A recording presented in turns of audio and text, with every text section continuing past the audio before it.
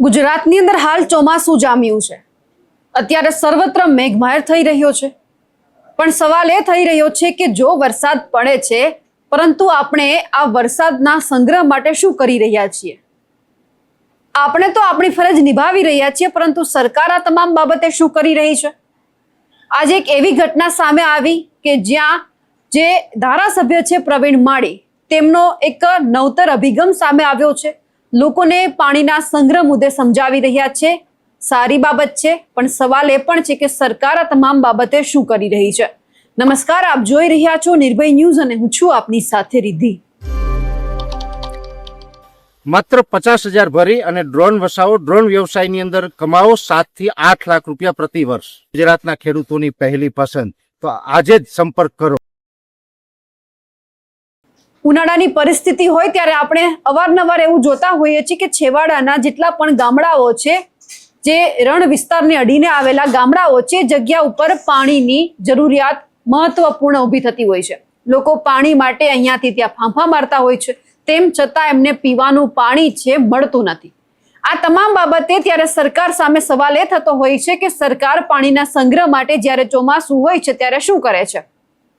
અનેક યોજનાઓ એવી છે, અનેક કાર્યક્રમો એવા થઈ રહ્યા છે, પરંતુ માત્ર કાર્યક્રમોમાં વાતો નહીં, પરંતુ જે આ કાર્યક્રમ થઈ રહ્યા છે અને એ જ ઉપર ક્યાંક સરકારે કામ પણ કરવું પડે।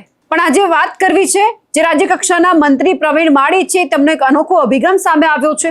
જળ સંચય અને પર્યાવરણ સુરક્ષાના ઉદ્દેશ્ય સાથે જે જળ સમૃદ્ધિ મહાઅભિયાન શરૂ થયું છે, તે બાબતે પ્રવીણ માળીએ લોકસંપર્ક કાર્યક્રમ કર્યો અને એમાં રાજસ્થાનથી આવેલા લોકોને જળ સંગ્રહનું મહત્વ સમજાવ્યું।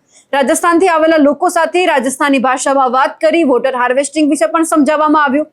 વરસાદી પાણીના સંગ્રહની પદ્ધતિઓ વિશે પણ જ્યારે પ્રવીણ માળીએ જળ સંગ્રહને આજની સૌથી મોટી જરૂરિયાત પણ ગણાવી અને સાથે સાથે જેટલા પણ લોકો ત્યાં હાજર હતા તેમને એવું પણ કહ્યું કે આપણી ધરતી માતાને ફરીથી સુજલામ સુફલામ બનાવીએ, અને જો આપણે અત્યારે વરસાદના ટીપે ટીપા પાણીનો સંગ્રહ નહીં કરીએ તો આવનારી પેઢીને પાણીની ગંભીર કટોકટીનો સામનો પણ કરવો પડશે।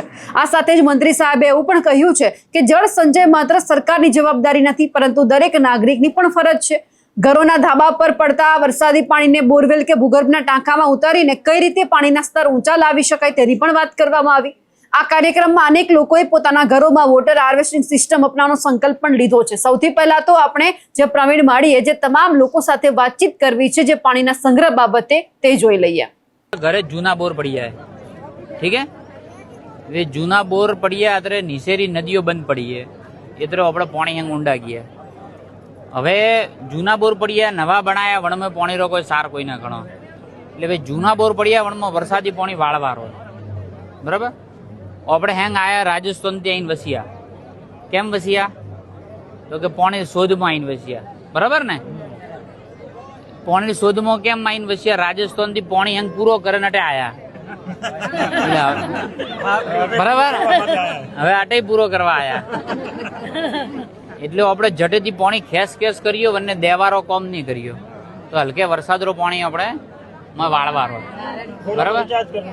ભાલો પેલા આપણા પાસે કાવ હતો હેડપંપ હતા, હેડપંપથી પાણી ખેંચ્યો, ઊંડો ગયો એટલે કુવા બનાયા, હજી ઊંડો ગયો એટલે બોર બનાયા, બોર ઊંડો ગયો એટલે બીજો બોર બનાયો, બરાબર? અને હેંગોર ઘરે કુવા પડી જાય, બરાબર? હેંગે માટીથી બુરિયા પરા, બરાબર? બોર પડ્યા, કુવા બુરિયા પરા, કેમ પુરિયા? હા, કેમ પુરિયા? એ નવી ના નવી વુવાડી પડે ના જાય માત્ર, બરાબર? એટલે હવે હેંગ માણસો પાછું કહેજો કે હવે તે એને ખોદો, પાછો માટી બહાર કાઢો, પાણી વાળો અને મેં નહીં પડો, બરાબર? હા, માથે ભલે જાળી વાળો ફ્રી, બરાબર ને? તો અત્રો થોરે કેણો પડી, બરાબર ને? તે શરૂઆત કરો તો હેંગ કરી, હા? તો કુદરતે પાણી દીધો, વરસાદ રહો હેંગ વાળજો, અત્રે વિનંતી કરું। પ્રવીણ માળીને આપણે સાંભળ્યા, પણ સવાલ હવે એ થઈ રહ્યો છે કે જો જે કામ સરકારનું છે આપણે લોક ભાગીદારીમાં આપીશું તો ખરા જ, પરંતુ સરકાર કોઈ પણ મંચ ઉપરથી માત્ર વાતો ન કરે, પરંતુ એમને જે કામ કરવાનું છે તે પણ એ કામ એમને કરવું જોઈએ। સરકાર જળ સમૃદ્ધિ મહાઅભિયાનના નામે માત્ર સ્ટેજ પરથી વાતો જ કરે છે કે જમીન સ્તરે કોઈ નક્કર કામગીરી પણ કરી છે, તે પણ સવાલો અત્યારે ઉભા થઈ રહ્યા છે। બનાસકાંઠા અને રાજસ્થાન સરહદના ગામડાઓમાં આજે પણ ઉનાળામાં પીવાના પાણી માટે લોકોને વલખા કેમ મારવા પડે છે? છેવાડાના ગામો સુધી સુજલામ સુફલામ કેનાલ મારફતે પાણી ક્યારે પહોંચશે? ઘણા વિસ્તારોમાં સરકારી પાઇપલાઇનમાં પાણી નથી આવતું ને લોકોને મોંઘા ભાવના પોતાના ખર્ચે ટેન્કરો પણ પાણી માટે મંગાવવા પડે છે. એ ઉપર સરકાર ક્યારે પાણી આપશે?